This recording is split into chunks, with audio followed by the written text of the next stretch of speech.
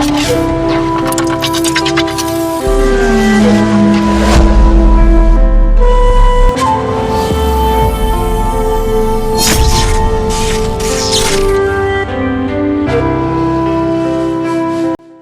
friends, I'm Shiny and I welcome you to the Bread of Life. Let us look to the Holy Bible. 1 Chronicles chapter 29 verse 1 to 19. The main idea of the day is, let's pray for others. Therefore David blessed the Lord in the presence of all the assembly, and David said, Blessed are you, O Lord, the God of Israel our Father, forever and ever. O Lord our God, all this abundance that we have provided for building you a house, for your holy name, comes from your hand and is all your own. I know, my God, that you test the heart and have pleasure in uprightness. In the uprightness of my heart I have freely offered all these things, and now I have seen your people who are present here, offering freely and joyously to you.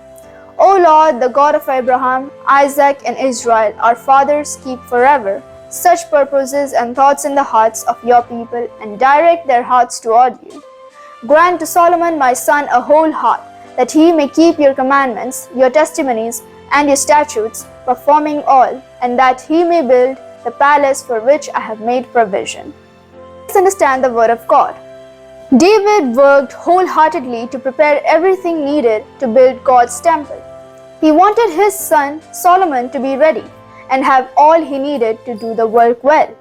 So David gave his time, love, and heart generously.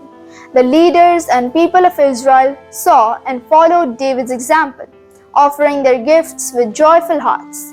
David prayed that the people would not forget about their willing hearts and always follow and obey God.